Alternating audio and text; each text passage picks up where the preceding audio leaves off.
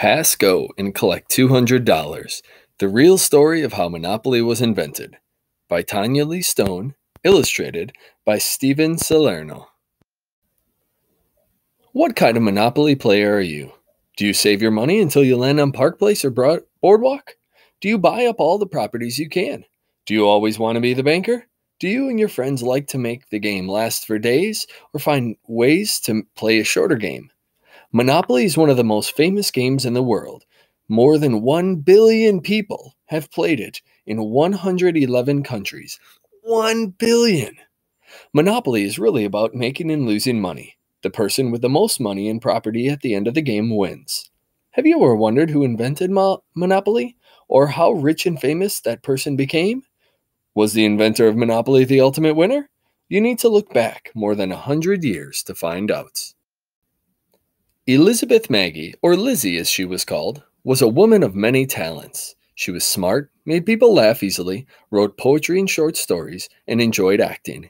Sometimes Lizzie would dress in a costume, knock on her own door, and trick her husband into thinking she was someone else. She wasn't afraid to speak her mind publicly either, which was brave behavior for a woman at that time. Perhaps the most important thing about Lizzie Maggie, though, was that she took issues of fairness quite seriously. In the late 1800s, millions of Americans left small towns and farming areas to move to cities, where workers were needed more than ever before. Of course, they had to have places to live. A small number of wealthy people began to buy as much land as they could and build houses and apartment buildings. They charged people fees or rent to live there. The more land the owners controlled, the higher the rent increased. This created a situation in which the landlords could become wealthier while renters or tenants stayed poor. Lizzie thought this was a terrible arrangement, but it gave her a great idea. She created a game to show people how unjust this landlord-tenant relationship could be. The winner was the player with the most land and money at the end of the game. The other players usually went broke in the process. Lizzie also came up with a second set of rules to show a fairer way to play, which had players sharing money when it was earned. She likely knew that the first, more competitive way to play would be more popular. Her complicated game was designed for grown-ups, but she believed kids were smart enough to play too. Lizzie hoped kids would see just how unfair the first set of rules was and grow up to play by the second set in real life. Lizzie Maggie called it the landlord's game, and in 1903 she filed a patent to claim credit for her invention. Lizzie's patent detailed her game rules and included a drawing of the board and its pieces. It was the first time anyone had ever filed a patent for a board game. The patent was granted in January 1904, at a time when women received fewer than 1% of all U.S. patents. To play her game, Lizzie used dice, a bank with play money, and two kinds of cards, luxury and legacy, that a player might draw during a turn. She had 4 railroads, each one placed in the middle of each side of the board. There were 22 properties or lots, each with a purchase price and a rent value. Any player landing on a lot owned by another player had to pay rent. Three of the corners on Lizzie's board were labeled Public Park, Go to Jail, and Jail. Players who went to jail had to pay a fine or stay there until they rolled doubles. The fourth corner of Lizzie's board was called Mother Earth.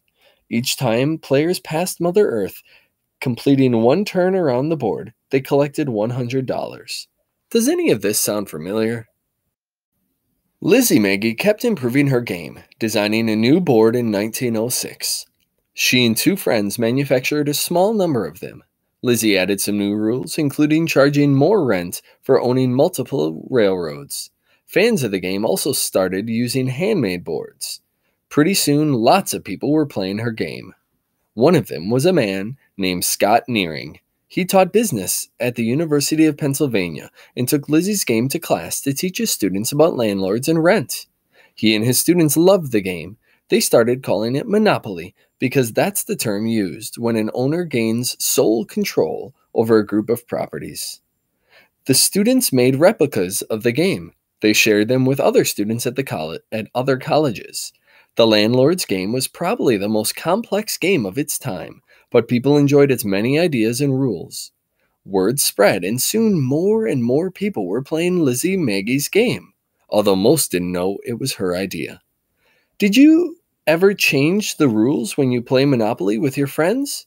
Well, that's what was happening with Lizzie's game. It became common for people to make their own boards, often adding local street names, and tweak the rules to their liking.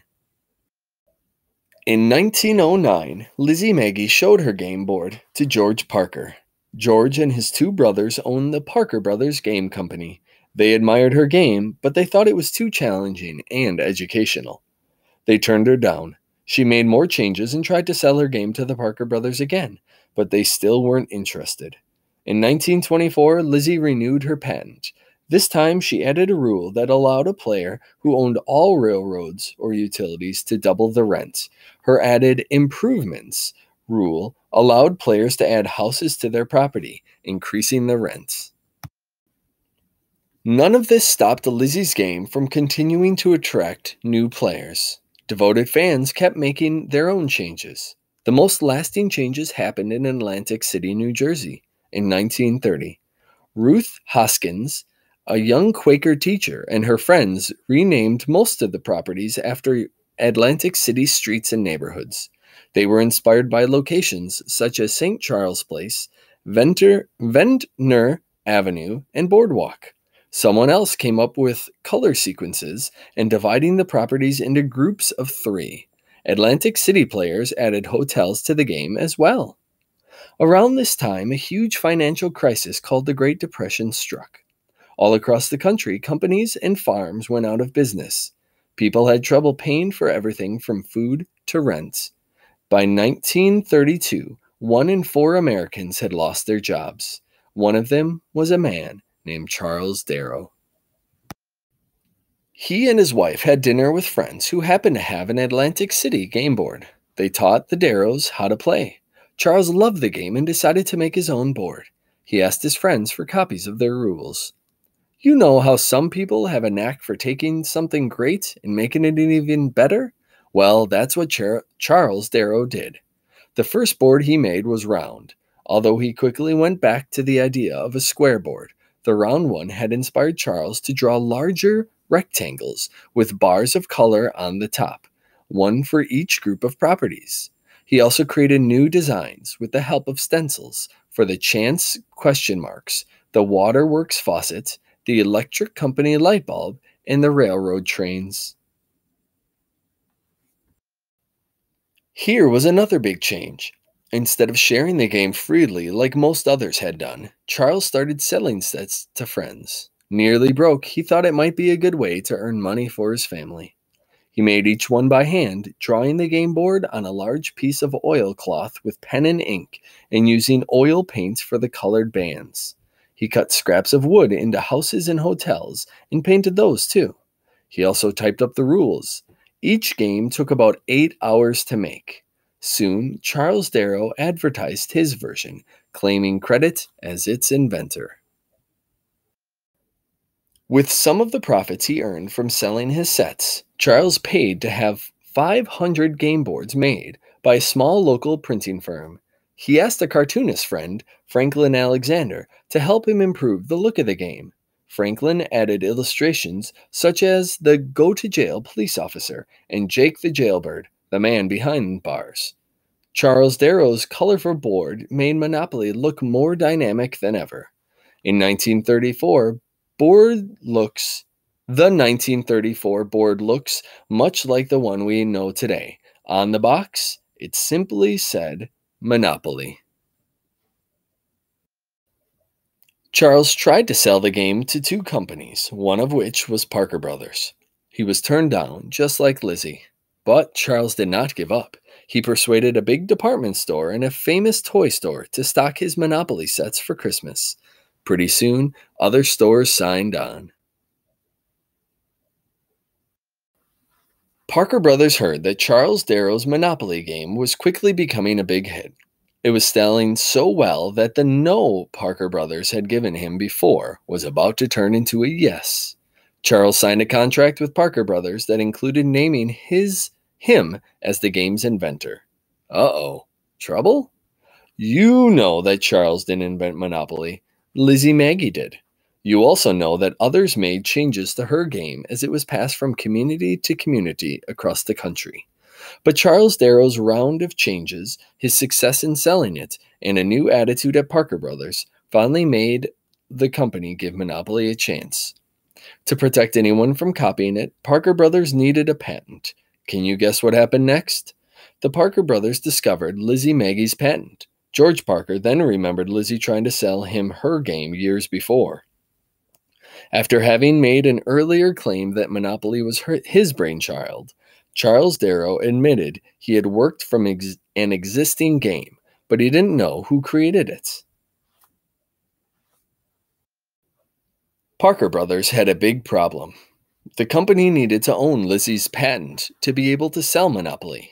In November 1935, George Parker traveled by train to Lizzie's home to talk with her. He offered her $500, the equivalent of almost $9,000 today, and promised to publish her original Landlord's game as well as 2 other games she had also invented. Lizzie Maggie agreed, and on the last day of December, more than 30 years after she first invented her board game, Parker Brothers owned all the rights to Monopoly. Charles Darrow was about to become a millionaire. Wait, what about Lizzie? Charles was going to make millions and she was only getting $500? The whole reason she invented the Landlord's game was to show how unfair money issues can be when someone takes sole control over a property. At first, Lizzie Maggie was content with the deal she struck because her ideas would finally reach a mass audience. But she didn't stay content. When Lizzie saw Monopoly for sale in 1936, with Charles Darrow named as its inventor, she was shocked and furious.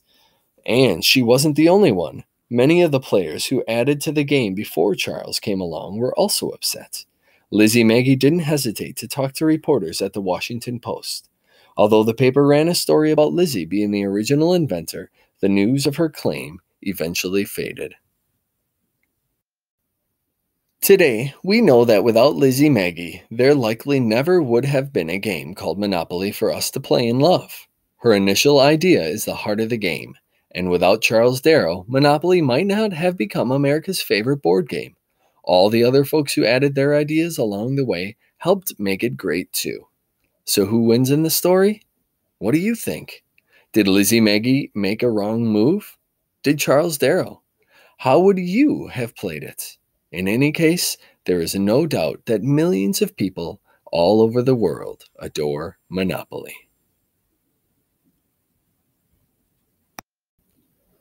Tremendous trivia! Lizzie Maggie also invented a device that helped paper move more easily through typewriter rollers in 1893. That's when she learned how to file a patent. During World War II, tokens were made of wood because metal was needed for the war effort. In the 1970s, a Braille version of Monopoly was made for the visually impaired. People of all ages love Monopoly. A younger version, Monopoly Junior, was introduced in 1990. Charles and Olive Todd were the friends who taught Charles Darrow how to play Lizzie's game. The Todds misspelled Atlantic City's real-life suburb, Marvin Gardens, on the board they made, spelling it Marvin Gardens. Darrow copied that misspelling, and it has never been corrected. In 1995, Hasbro, the company that bought Parker Brothers in 1991, apologized to the residents of Marvin Gardens. Darrow had players use their own tokens, such as charms from girls' bracelets or Cracker Jack boxes. Parker Brothers introduced the metal tokens with their game. The longest Monopoly game ever played lasted for 1,680 hours. That's 70 days. The character we now call Mr. Monopoly had the name Rich Uncle Pennybags until 1999 and was modeled after famous financier J.P. Morgan. Parker Brothers made Darrow the offer to buy Monopoly in the historic Flatiron Building in New York City. Coincidentally, the Flatiron is also where this book was edited and published. A worldwide Save Your Token campaign on Facebook in 2013 resulted in the iron being retired and a new cat token introduced to the game. In 2017, Hasbro held an online vote to determine the future of some tokens. More than 4 million people voted. The results retired the boot, thimble, and wheelbarrow, and added a penguin, rubber duck, and T-Rex. Feel free to pause the video right now and read the Monopoly math and see if you can figure out the answers. A note from the author. One day, my editor, Christy Ottaviano, asked me if I might be interested in telling the story of how Charles Darrow, an unemployed salesman during the Great Depression, became a millionaire by inventing Monopoly. As she knows, I love to discover women's history stories. She simultaneously offered her apologies that this wasn't one, but she thought I would find it intriguing nonetheless. Imagine my surprise as I researched the game to find out that it was a women's history story. As it turns out, the rags to riches tale about Charles Darrow was not quite as it seemed. The man long celebrated as the game's inventor had an important predecessor in Elizabeth, Lizzie, Maggie.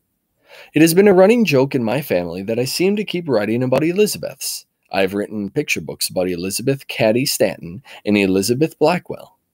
Once again, I was off on another Elizabeth adventure. It was Lizzie Maggie, in fact, who truly invented Monopoly.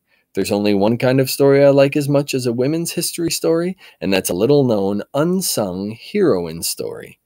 This was both.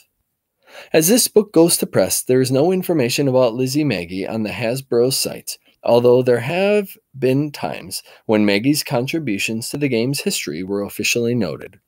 Part of the reason the whole complicated history of the game's invention was unearthed and made public was because of a man named Ralph Ansbach. He tried to sell a game called Anti-Monopoly in 1974, and Parker Brothers sued him. In preparing his defense, Ansbach researched the game's history and studied Lizzie Maggie's role in it. Just as Darrow and others who modified Lizzie's game were inspired by her original idea, it was a writer named Henry George who inspired Lizzie. George's ideas about wealth and poverty caught Lizzie's attention.